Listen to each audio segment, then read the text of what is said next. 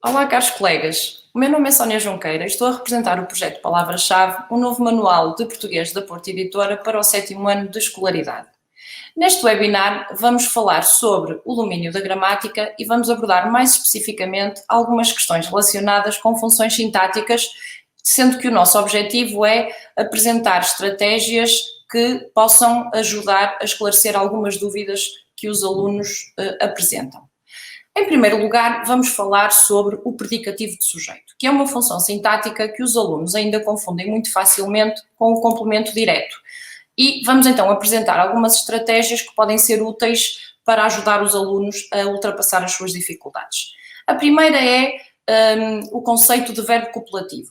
Portanto, levar os alunos a refletir sobre o que são verbos copulativos, fazendo-os entender que são verbos com uma significação indefinida e que, na verdade, ajudam a estabelecer uma ligação muito próxima entre o sujeito e o predicativo de sujeito, na medida em que lhe atribuem características.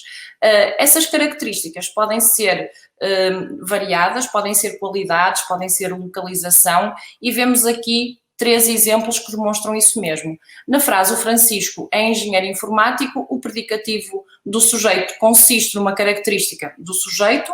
Na frase "a Eduarda está muito cansada", o predicativo de sujeito constitui uma qualidade da Eduarda, e na última frase os alunos ficaram no anfiteatro, estamos até perante informações sobre a localização espacial do sujeito. Portanto, o verbo copulativo é muito importante, é essencial para perceber a noção do predicativo de sujeito e é essencial também que os alunos percebam o seu conceito. O segundo critério que apresentamos é o da identificação clara do que são verbos copulativos. Segundo a tradição gramatical, a lista de verbos copulativos não é muito extensa, pelo que será fácil para os alunos identificar estes verbos nas diversas frases em que eles ocorrem. E é também um ponto de partida importante para a correta identificação da função sintática do predicativo do sujeito. E, finalmente, é também importante mostrar aos alunos que os verbos que pertencem à listagem de verbos copulativos podem também, em determinados contextos, pertencer a outras subclasses. E isto é importante para que eles percebam o conceito de predicativo de sujeito e também o conceito de verbo copulativo. Temos aqui o exemplo do verbo continuar, que pode surgir em contextos diferentes e, por isso mesmo, pertencer a subclasses diferentes. No primeiro exemplo, o Pedro continua adoentado, o verbo continuar é sem dúvida copulativo, uma vez que liga o sujeito ao predicativo de sujeito e, neste caso, o predicativo de sujeito constitui uma qualidade do Pedro. Já no segundo exemplo, o Pedro continua o trabalho. O trabalho já não é um predicativo de sujeito, uma vez que o verbo continuar pertence à classe de verbos transitivos diretos que selecionam então um complemento direto que lhe complete o sentido. E, portanto, a diferença aqui é visível e pode ajudar os alunos na identificação clara da função sintática. Um outro exemplo, neste caso com o verbo andar, e o verbo andar pode até pertencer a 3 subclasses verbais diferentes. No primeiro exemplo, o verbo andar é um verbo copulativo. No segundo exemplo, o verbo andar é já um verbo que pertence à classe dos transitivos indiretos. Temos o exemplo: o Ricardo anda de metro. Neste caso, o verbo andar seleciona um complemento oblíquo. E no terceiro exemplo, temos o bebê anda lentamente, e neste caso o verbo andar é um verbo intransitivo, selecionando apenas um sujeito e não necessitando de mais nenhum complemento. Ou seja, relativamente ao predicativo do sujeito, há então estes critérios, estas estratégias que podem ser muito úteis para ajudar os alunos a ultrapassar as suas dificuldades, e são elas relembrar o conceito de verbo copulativo aos alunos, relembrando então que é um verbo que estabelece uma ligação muito próxima entre sujeito e predicativo de sujeito, relembrar também o que são verbos copulativos, levando-os a identificar de forma muito clara aqueles que pertencem a esta subclasse, e finalmente levar os alunos a refletir sobre o comportamento dos verbos para que percebam que aqueles que pertencem à classe dos verbos copulativos podem, num outro contexto, pertencer a uma outra subclasse.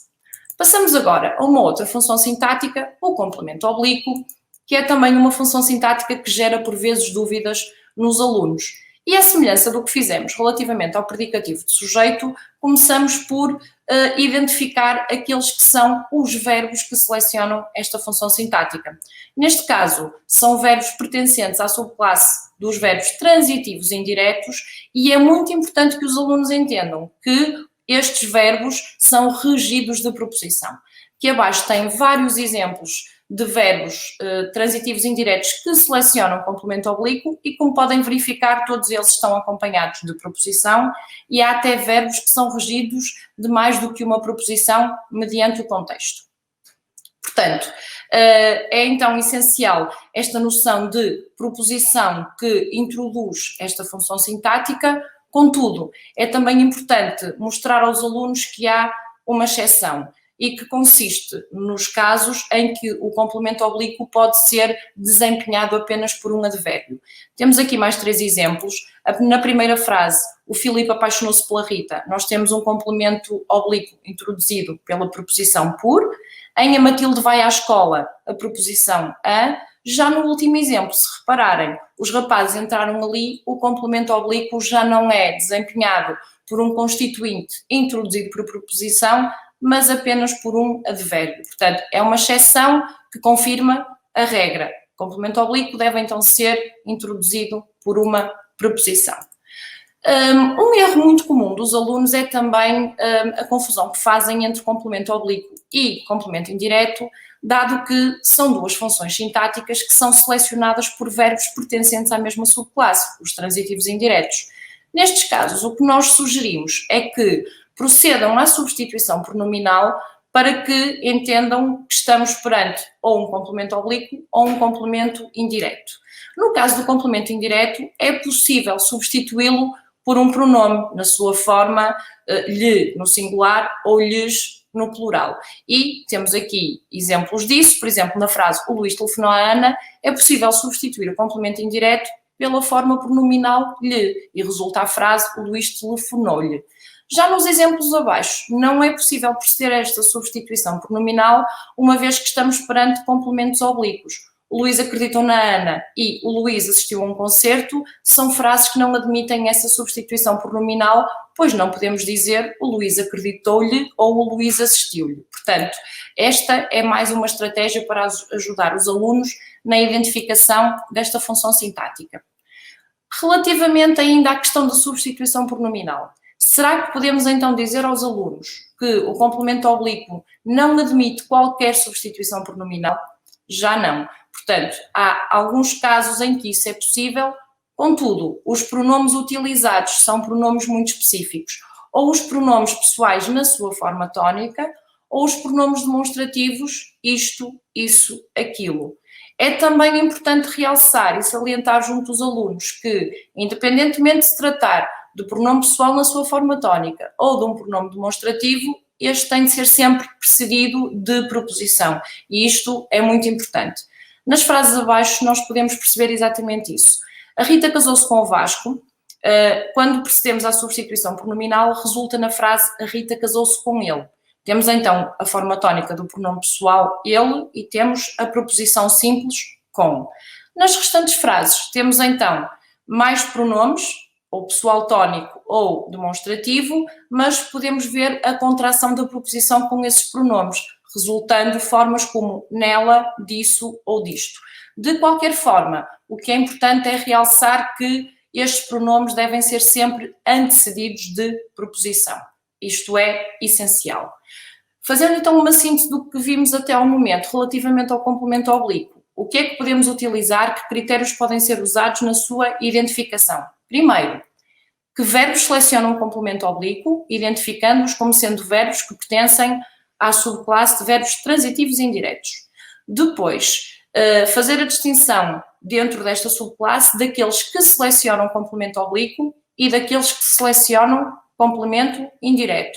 E, finalmente, alertar os alunos para a questão da substituição pronominal, sendo que esta é possível no complemento oblíquo, mas mediante condições muito específicas.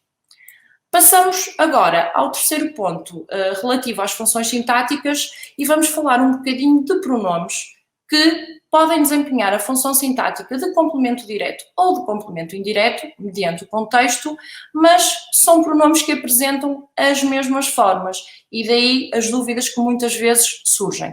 Eu estou a falar concretamente dos pronomes me, te, nos e vos, que podem ser ou complemento direto ou complemento indireto. Vamos olhar para estas frases aqui em baixo e vamos tentar perceber se são então pronomes com função sintática de complemento direto ou indireto. O Sr. Pereira pediu-me para o ajudar na loja, a Luísa visitou-te na semana passada, a Joana encantou-nos com a sua história e o professor ensinou-vos um novo exercício. Será que os alunos têm facilidade em identificar estas funções sintáticas? Bom, neste caso, a primeira estratégia que nós sugerimos é levar o aluno a identificar os erros mais comuns quando tenta perceber se está perante um complemento direto ou um complemento indireto. E uma coisa que acontece com muita frequência é a introdução de uma proposição de forma errada quando se procede à interrogação do verbo da frase. Por exemplo, na frase, a Joana encantou-nos com a sua história. É muito comum os alunos procederem a uma interrogação incorreta e introduzirem proposições quando elas não são necessárias e perguntam coisas como encantou a quem, o que não é correto. E, portanto, isto leva-os, obviamente, a pensar numa função sintática errada. Outra coisa que também acontece muitas vezes é os alunos associarem imediatamente o pronome quem ao complemento indireto, o que não é verdade também. O complemento indireto, efetivamente, inclui o pronome quem na sua interrogação, mas necessita de ser antecedido da proposição a.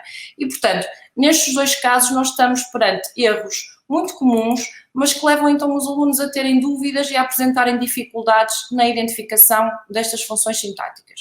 Portanto, o que é que nós sugerimos?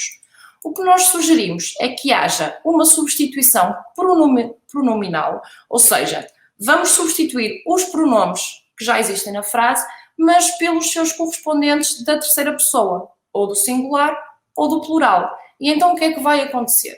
No final, nós vamos ter frases ou com o pronome lhe ou lhes, e portanto vamos perceber que estamos perante complementos indiretos, ou então vão resultar frases com os pronomes o, a, os, as, ou então no, na, nos, nas, ou lu, la, lu, is e las. E, portanto, aqui estamos perante o complemento direto.